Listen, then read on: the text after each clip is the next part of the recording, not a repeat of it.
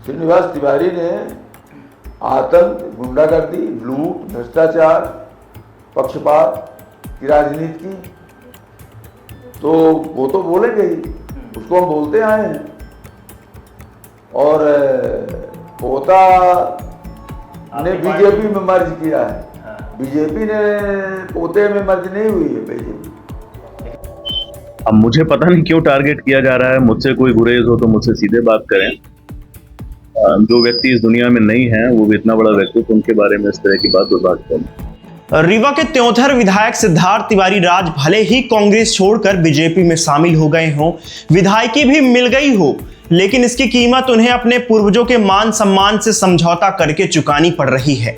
विंध्य के सफेद शेर कहे जाने वाले पूर्व विधानसभा अध्यक्ष स्वर्गीय श्रीनिवास तिवारी के पोते, पूर्व सांसद स्वर्गीय सुंदरलाल तिवारी के पुत्र सिद्धार्थ तिवारी राज भाजपा में तो शामिल हो गए हैं, लेकिन अब उन्हें राजेंद्र शुक्ला और सांसद जनार्दन मिश्रा से किनारा करना पड़ रहा है।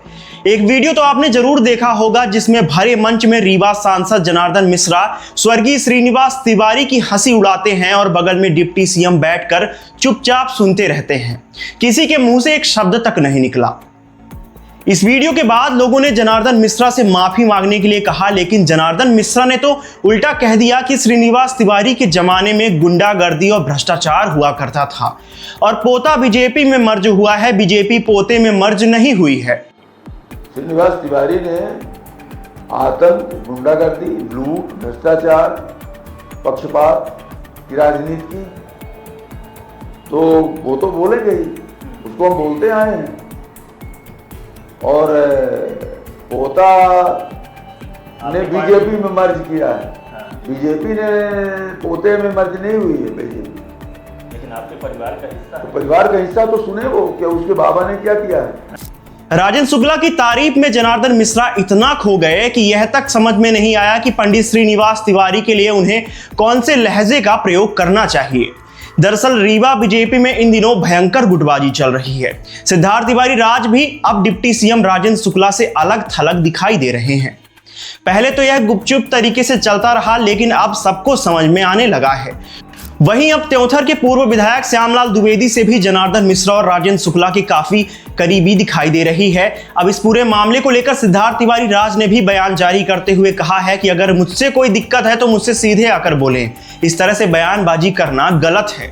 सिद्धार्थ तिवारी राज के लिए टिकट की सिफारिश करने में सबसे बड़ा हाथ भले ही राजेंद्र शुक्ला का रहा हो, लेकिन इन दोनों के बीच दरार पैदा होती गई और यह दरार धीरे धीरे बढ़ती जा रही है। इस सुलगती चिंगारी में जनार्दन मिश्रा के इस बयान ने घी डालने का काम कर दिया है और अब सिद्धार्थ तिवारी राज ने भी बयान जारी करते हुए इसे दादा श्रीनिवास तिवारी का अपमान बताया है। लेकिन बड़ा सवाल यह है कि क्या सिद्धार्थ तिवारी राज को बीजेपी में शामिल होने की कीमत अपने पूर्वजों के मान सम्मान से समझौता करके चुकानी पड़ेगी? क्या श्रीनिवास तिवारी के लिए जनार्दन मिश्रा के इस तरह से बोल उचित है या नहीं? विंध्य क्षेत्र में नेताओं को नेतागिरी सिखाने वाले श्रीनिवास तिवारी भले ही आज इस दुनिया में नहीं हैं, लेकिन उनके समर्थक आज भी मौजूद हैं। राजेंद्र शुक्ला के यसमैन कहे जाने वाले जनार्दन मिश्रा के इस बयान से श्रीनिवास तिवारी और सिद्धार्थ तिवारी के समर्थकों में आक्रोश है। इसी बीच रीवा में सांसद जनार्दन मिश्रा का पुतला दहन भी किया गया और जमकर नारेबाजी हुई। भले ही सिद्धार्थ तिवारी राज ने कांग्रेस का हाथ छोड़कर बीजेपी ज्वाइन कर ली हो, लेकिन कांग्रेस आज भी श्रीनिवास तिवारी के लिए खड़ी दिखाई दे रही है। रीवा में कांग्रेस ने पत्रकार वार्ता आयोजित करते हुए कहा है कि जनार्दन मिश्रा यदि माफी नहीं मांगते हैं तो हम जगह जगह सभी ब्लॉकों में जनार्दन मिश्रा का पुतला दहन करेंगे। जनार्दन मिश्रा को अपने इस बयान को लेकर माफी मांगनी चाहिए। वहीं इस पूरे मामले को लेकर आपकी क्या राय है, हमें नीचे कमेंट सेक्शन में जरूर बताएं और ऐसे ही तमाम अपडेट्स के लिए बने रहें हमारे साथ। तब तक के लिए धन्यवाद। देखिए, मैं तो वहां पर उपस्थित नहीं था। आप लोगों के माध्यम से ही वीडियो क्लिप्स देखने को मिला मुझे। जो मैंने सुना, जिस तरह का वक्तव्य सुना, वो निश्चित ही दुर्भाग्यपूर्ण है। किसी भी व्यक्ति के दिवंगत हो जाने के बाद उसके ऊपर टिप्पणी करना, वो भी थोड़ा भद्दे ढंग से टिप्पणी करना, बहुत अच्छी बात नहीं है। और इतने बड़े नेता जिन्होंने पूरा जीवन जनता की सेवा में बिता दिया,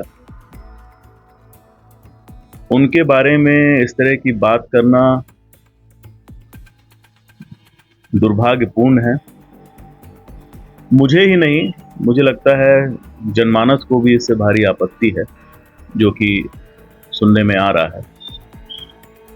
इस तरह के आपत्तिजनक और इस तरह के बयान दुर्भाग्यपूर्ण है, नहीं देना चाहिए। मैं इस तरह के बयानों के खिलाफ हूँ।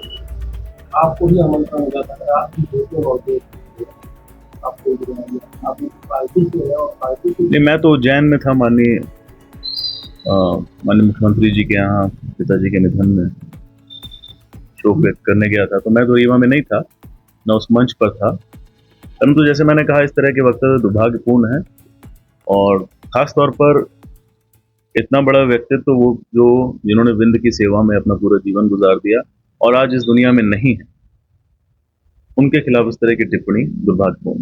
एक तो समझता बोले जाता है क्योंकि जो अटकते हैं इसके बाद लिस्ट के लाते हैं, ऐसा क्या टारगेट क्यों किया जा रहा है? अब मुझे पता नहीं क्यों टारगेट किया जा रहा है। मुझसे कोई गुरेज हो तो मुझसे सीधे बात करें। जो व्यक्ति इस दुनिया में नहीं है, वो भी इतना बड़ा व्यक्तित्व, उनके बारे में इस तरह की बात दुर्भाग्यपूर्ण। क्या लगता है आपको सारा शिक्षा पानी के क्षेत्र में जो काम किया है, एक अवसर या गठन नहीं कर पाया? इस पे पंडित श्रीनिवास तिवारी जी ने क्या काम किया, इस पे मैं ही बोलने में अक्षम हूं। उनके काम जनता में दिखते हैं। उन्होंने समाज में काम किया, विकास के काम किए, दबे कुचले लोगों को अपने 75 वर्ष के राजनीतिक जीवन में जमींदारी उन्मूलन से उन्होंने अपना काम चालू किया, सामंतों के खिलाफ लड़े, गरीबों की मजलूमों की आवाज उठाई। इसके लिए उन्हें जेल भी जाना पड़ा, उनके साथ खराब बर्ताव भी हुआ, यहाँ तक कि जनता की सेवा के लिए उनकी मिनिस्ट्री भी छीनी गई। उन्होंने पूरे जीवन, और ये मैं नहीं, हर कोई कहता है कि पूरा जीवन उन्होंने जनता की सेवा में न्यौछावर किया और उनके ऊपर कोई भी टिप्पणी करने से बचना चाहिए। ये तिवारी जी का अपमान नहीं, अपमान है क्योंकि आप पार्टी में हो, विधायक है, आपका भी है। अगर आपकी राजनीति के साथ साथ ये आप पार्टी में होते जानते ही इस तरह से कहते हैं कि एक साल नहीं किया। पार्टी में उचित फोरम है, वहां पे बातें उठाई जाती हैं, ये सब मीडिया के सामने की बात नहीं है। परंतु जैसा मैंने कहा, इस तरह के वक्तव्य दुर्भाग्यपूर्ण।